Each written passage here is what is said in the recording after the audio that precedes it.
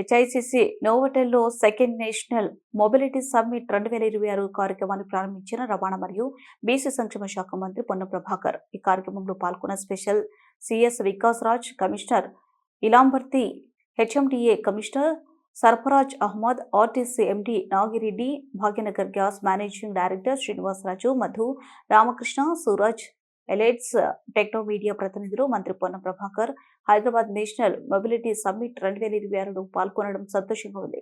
జాతీయ mobility summit ను నిర్వహించినందుకు రవాణా శాఖ మరియు ఎలైట్స్ టెక్నో మీడియాను అభినందిస్తూ భారతదేశంలో చలనశీలత యొక్క భవిష్యత్తును రూపొందించడానికి ఇలాంటి వేదికలు ప్రభుత్వం పరిశ్రమ ఆవిష్కర్తలను ఒకచోట చేర్చడానికి ఉపయోగపడతాయి. ఆర్థిక వృద్ధి మరియు సామాజిక అభివృద్ధికి చలనశీలత కీలకమైంది. భాగస్వాములందరూ కూడా నా హృదయపూర్వక నమస్కారాలు. తెలంగాణ ప్రభుత్వం రవాణా శాఖ తరఫున మా రవాణా శాఖ సిబ్బంది కానీ ఇతర ఈ మొబిలిటీలో భాగస్వాములైనటువంటి ప్రతి ఒక్కరికి కూడా స్వాగతం తెలియజేస్తూ ఈ వేదికను ఏర్పాటు చేసి మంచి విధాన నిర్ణేతలుగా అంటే ఒక విధానపరమైన నిర్ణయం తీసుకోవడానికి అవసరమైనటువంటి భాగస్వాములు కానీ మరి పరిశ్రమకు సంబంధించినటువంటి నాయకులు కానీ ఇందులో స్టేక్ హోల్డర్స్గా అంటే ఫ్యూచర్ ఒక వేఅవుట్ తీయడానికి సంబంధించినటువంటి ఆలోచన కలిగిన వాళ్ళంతా కూడా ఈరోజు ఇక్కడ మనం గ్యాదర్ అయినాం. తప్పకుండా తెలంగాణ మా honourable chief minister Revanth Reddy గారి నాయకత్వంలో ఒక విజన్ తీసుకొని ఏదైతే ముందుకు పోతా ఉన్నామో 2047 విజన్ తీసుకొని పోయే సందర్భంలో మనం చేస్తున్న ఈ యొక్క సమ్మిట్ తప్పకుండా ఉపయోగపడుతుంది, ఒక వేఅవుట్ ఇస్తుందని ఆకాంక్షిస్తా ఉన్నాం. మీ అందరి అభిప్రాయాన్ని కూడా తప్పకుండా రవి గుప్తా గారు కానీ మా ట్రాన్స్పోర్ట్ కమిషనర్ కానీ దీని ఆర్గనైజేషన్కి ఏ విధంగా కొంత కోఆర్డినేట్ చేసిరో దీనితోటి తెలంగాణ రాష్ట్రంలో ఒక ఫ్యూచర్ యాక్టివిటీకి ఫ్యూచర్ రోడ్ మ్యాప్కు ఒక స్కోప్ కూడా దొరకాలని సందర్భంగా నేను ఆకాంక్షిస్తా ఉన్నాను. ఎందుకంటే టెక్నో మీడియా ఇతర భాగస్వామ్య సంస్థలందరినీ కూడా నేను ఈ సందర్భంగా అభినందిస్తూ మరి మీరు ఇచ్చేటువంటి ఒక అమూల్యమైనటువంటి సూచనలు తప్పకుండా మరి రాబోయే కాలంలో పట్టణాభివృద్ధికి సంబంధించిన విషయాల్లో కూడా మొబిలిటీ మొన్న 2047 విజన్లో కూడా మరి కాన్ఫరెన్స్ చేసుకున్నప్పుడు ప్రపంచ దేశాల నుంచి వచ్చిన వాళ్ళందరితో కూడా తెలంగాణ ప్రభుత్వం ఒక విజన్ డాక్యుమెంట్ ఇచ్చింది. ఇన్ ట్రాన్స్పోర్ట్ ఫీల్డ్ 100% ట్రాన్స్పోర్టేషన్లో 70% ఈ పబ్లిక్ ట్రాన్స్పోర్ట్ సిస్టమ్ మీద ఉండాలనేటువంటి ఆలోచనతో భాగంగా అందులో ముఖ్యంగా మనం ఈరోజు చూస్తూ ఉన్నాం.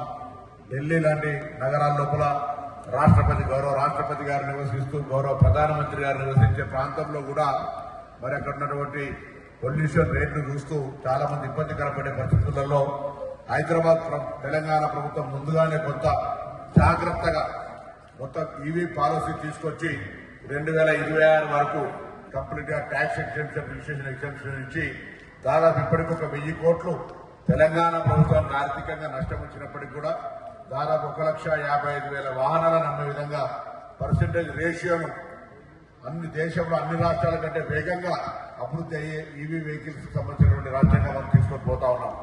అంతేగాక హైదరాబాద్ క్యూర్ ఏరియా లోపల కంప్లీట్ గా ఈవీ తీసుకురావాలని ఈ మధ్య పీఎం ఈ డ్రైవ్ కింద వచ్చినటువంటి 2,800 బస్సులకు సంబంధించి కూడా అంగీకారం జరుపుకొని భవిష్యత్తులో హైదరాబాద్ క్యూర్ ఏరియాలో కంప్లీట్ గా ఈవీ బస్సులు తీసుకోవాలని, ఇటీవలనే రాష్ట్ర ప్రభుత్వం హైదరాబాద్ క్యూర్ ఏరియా లోపల ఉన్నటువంటి ఆటోలన్నీ కూడా అవసరమైతే రెట్రోఫిట్ చేసి కూడా వాటన్నిటికీ గవర్నమెంట్ హెల్ప్ చేసి వాళ్ళందరి యొక్క ఆటోలు ఎక్కడ కూడా ఎల్పీ మార్పుకు సహకరించే విధంగా మనం ఏదో బలవంతంగా కాకుండా ప్రకృతిని కాపాడడానికి భాగస్వాములు చేసే విషయం లోపల వాళ్ళందరినీ కూడా మరొక మార్గదర్శకత్వం చేస్తా ఉన్నారు గౌరవ ముఖ్యమంత్రి గారు.